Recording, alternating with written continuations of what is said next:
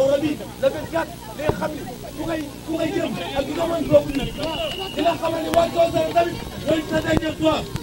ci mu muy neex ak ci mu muy naqari waa Kawsara ñëpp ñoo ci yow ci muy neex ak ci muy naqari te le 24 incha allah dinañ xam ni ki ko mën ak ki ko mënul duñ benn. kilifa yi toog fii ñëpp ñu ngi leen di jox seen wàccuwaay di xam ni sunu xel dal na si yéen ndaxte fu ma wootee rek ñëw ngeen taxawu te taxawu yëpp du dul ay ñaan ak ay conseil donc ñu ngi leen di sant bu baax di leen gërëm mais simple si sunu yaay yi ak sunu tante yi jiital ci sunu yaay Adja Awa Ndiaye mu yóbbaale ñi fi nekk ñëpp sama sœur yi sama cousin yi sama cousine yi sama tante yi sama umpaañ yi ñëpp a ngi fi kontaan nañ si yéen. di nuyu aussi les jeunes du quartier ñi nga xamante ni jël nañ fi kàddu seen kàddu rafetlu nañ ko vraiment vous êtes des jeunes engagés dynamiques si liggéey bi nga xamante ni moom lañ teg suñu loxo. mais di profiter si occasion bi di nuyu ñi nga xamante ni ñoom laa àndal ñëpp ñu ngi jógee Médina Fall doon Bosco sànq foofu lañ taxawoon def fa suñu déclaration mais ñoom ñëpp ànd nañoo ak ñun accompagner ñu si fii ñu ñëw. mais di xam ni rek fii man dama fee sama xel dafay dal ndax ku am kër baay am kër yaay mais fii sama kër yaay la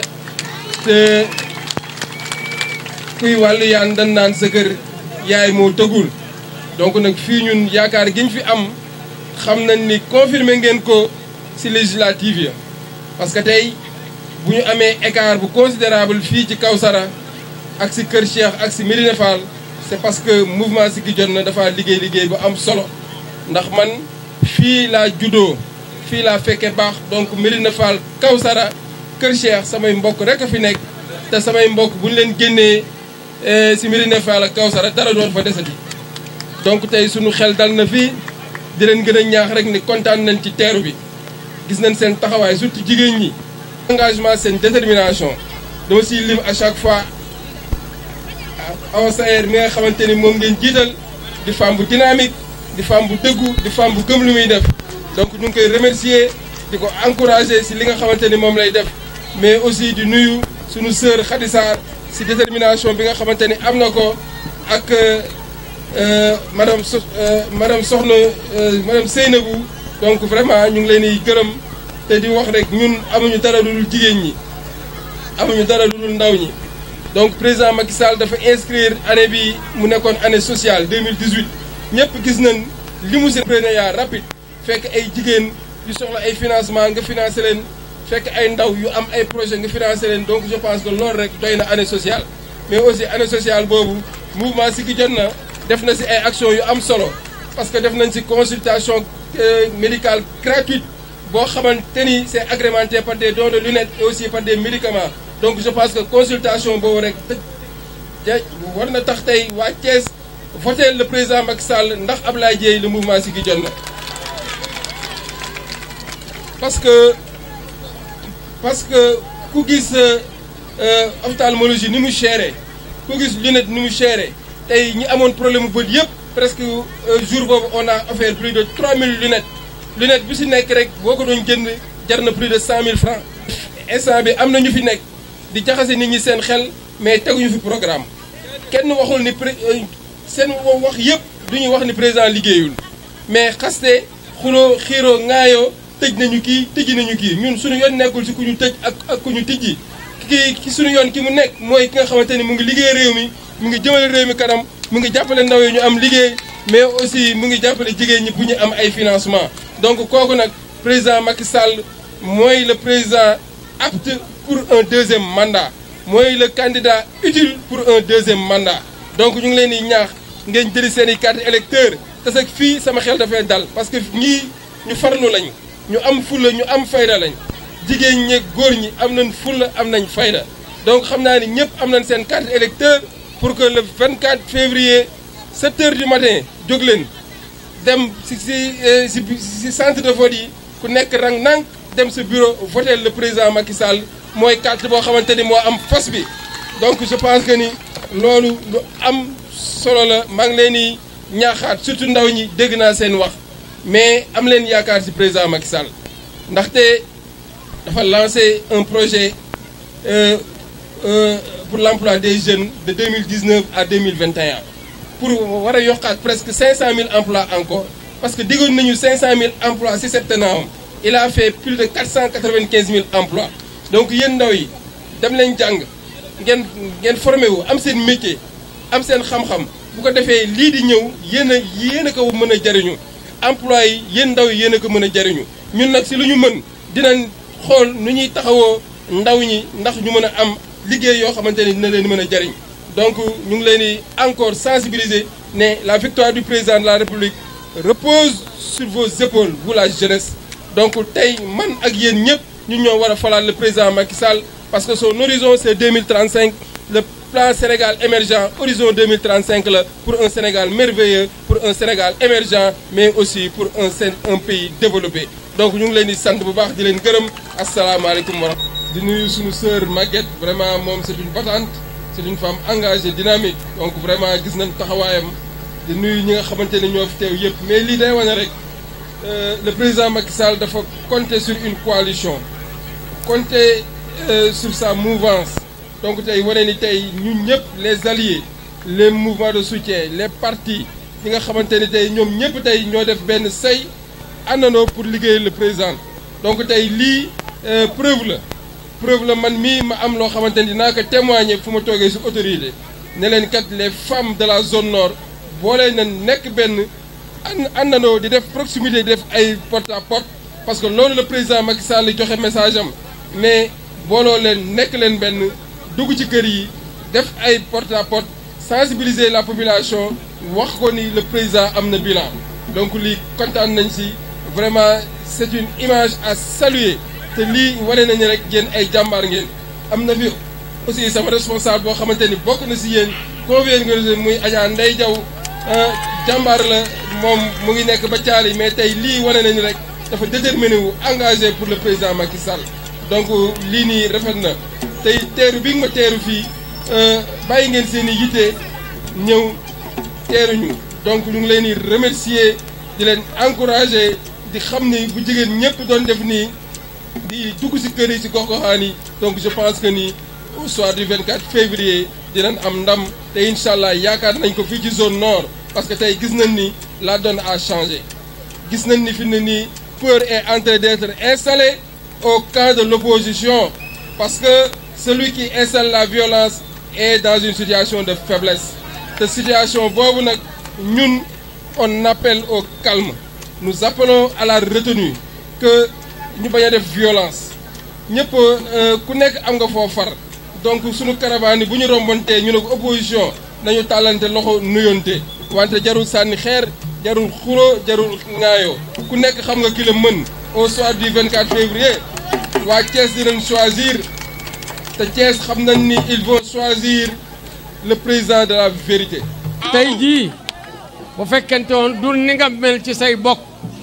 boo amee wootee lii doo ko am waaye dangaa jëkk am say bokk kon il faut que nga am jàmbur ñi dëkk bi nag du ñu jàmbur ci yow ñu ngi lay xamal ni ñu ngi lay ñaanal yàlla yàlla li yàlla defal jàmm yàlla defal la sutura lépp loo yaakaar yàlla bu mu tas waaye président mii la jox baat jox la ndombo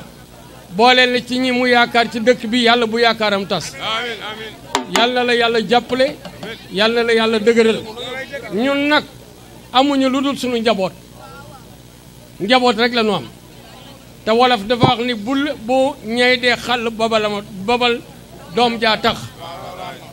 kon ñun bu nu dee bàyyi suñuy soxla ngir yàlla ak njuréer doom yi rek a tax njaboot gee tax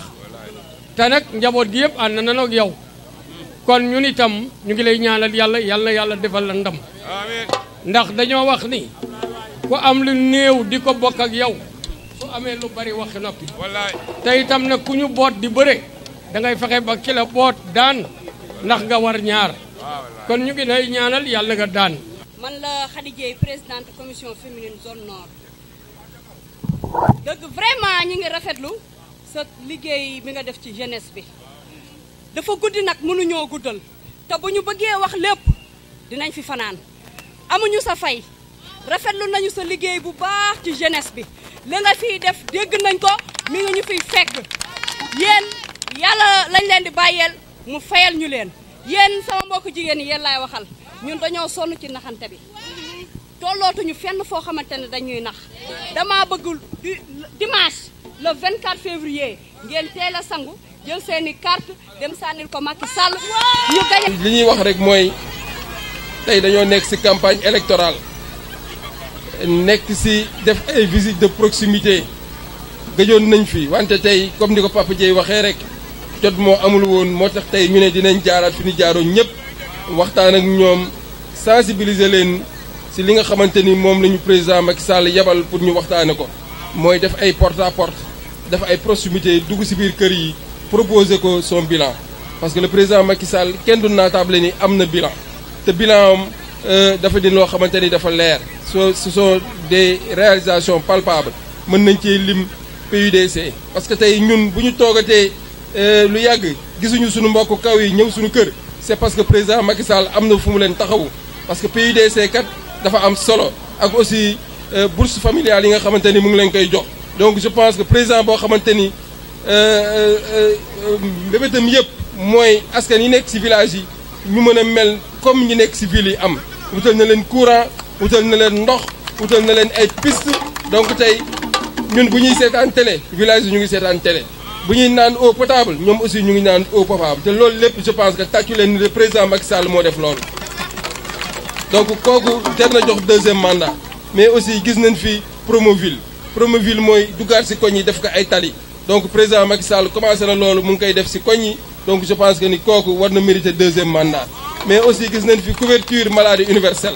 mooy tey ndaw ñi de 0 à 5 ans ku ci dem hôpital doo fay da ngay dem faju normalement dem ñibbi donc aussi gis nañ ni mag ñi 3e âge aussi duñu faju donc kooku vraiment am na loo xamante ni yéene na ko Sénégal te mu ngi koy def donc mérité na am deuxième mandat mais aussi di wax rek sur le plan de l'emploi loolu dafa am solo ndaxte tey loolooy préoccupation jeunes yi mooy préoccupation surtout waa Thiès gi nga xamante ni moom lañ nekk mais président Macky Sall am na ay jéego yu am solo yoo xamante ni teg na ko pour la promotion de l'emploi donc ñu lay wax rek jeunes yi na seen xel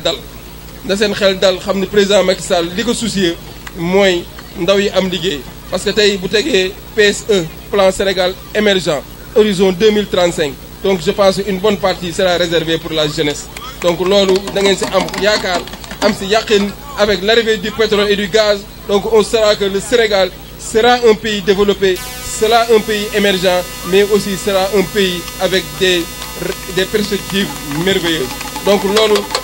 ñun dañ leen ci ñaax ni heure bi li ñu war rek mooy ñu moytu ñi nga xamante ni sànq la présidente des commissions féminines jeunes yi wax na ko ne nañu moytu opposition bi nañ leen bàyyil as tuut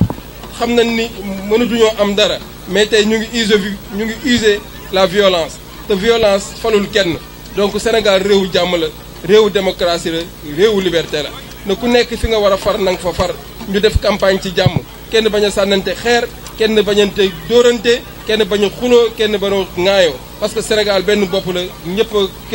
kenn mënu ko xar ñaar surtout nag Thiès gi ñu bokk ñëpp ay doomu Thiès lan ku nekk sa bëgg-bëgg mooy Thiès jëm kanam ku nekk sa bëgg-bëgg mooy nit ñi am xëy ku nekk sa bëgg-bëgg mooy jigéen ñi am ay financement ku nekk sa bëgg-bëgg mooy le Sénégal devient rayonnant Thiès aussi redevient de son rayonnement d'antan donc loolu nag président Macky Sall mu ngi ci yoon boobu ñu ngi leen di ñaax rek ngeen gëm ko gëm ni c'est le candidat sérieux gëm ni c'est le candidat utile gëm ni c'est le candidat apte pour un deuxième mandat ñun nag duñu waxantu ku ñu xës ba ànd ak moom c'est parce que gis nañ ni fi mu jëmale askan bi parce que c'est pour l'intérêt général intérêt askan wi intérêt waa Thiès donc waa Taax Kaw waa zone nord waa Kër Cheikh na ngeen defoon ci législatif yi fexe ba ñu gagné Kër Cheikh ak école Kër Maam El Hadj continuer waat ci loolu liggéey loolu parce que mouvement Siggi jot na tey bu ñu gagné école Kër Maam El Hadj c'est parce que yéen a tax yéen a ko liggéey ba tey ñu mën a gagné foofu donc ñu ngi leen di ñaanaat école Moundiaye Thiaw bee ñu nekk je pense que tey enfin war nañ koo mën a jël jox ko ci loxoy président Macky Sall ñu ngi leen di ñaax ngeen dem defi porte à porte Papa Dieye yow ak sa groupe ñi ngeen àndal dem leen ci kër yi waxtaan ak ñoom président Macky Sall bilan la am donc lu mu liggéey war ngeen ko mën a wax nit ñi te léegi nit ñi doxatuñu xam nañ ci leen di wax dëgg ak ku leen wax naka su dul noonu ñun nag ki ñu àndal c'est le président de la vérité mooy président dëggu ñu ngi leen di sant bu baax di leen remercier di leen wax ni kat jël leen seen carte électeur ku si amul sa carte yaa ngi si commission yi di nelaw nit ki sa carte rek mooy sa baat parce que dëkk boo ci nekkee boo yorul carte xamal ni bokkoo ci dëkk bi te ku si nekk am nga droit woote si rajo yi wax wala bind sa lettre envoyé mais day fekk nga am sa carte nga nekk un citoyen donc citoyen nag dafa war a répondre à son devoir de vote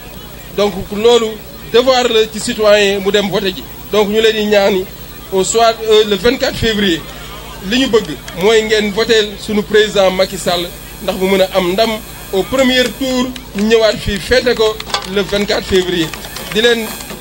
lancer un appel à une mobilisation sànq góor a wax na ko je pense que ni tey taaxi kaw kenn mënu leen raw ci mobilisation donc ba fii législative yi gis nañ li ngeen mobiliser kenn mobiliser ko donc nag man tey daa am lu tegu sama ndodd mooy je suis le président de la commission d'organisation départementale donc meeting bi nga xamante ni président da ko war a def le 17 man maa ko war a organiser te loolu nag dama bëgg yéen ñëpp ngeen ñëw jàpp si ñu mobiliser ba président bu ñëwee Thiès xam ni gis na fi loo xamante ni amul fenn.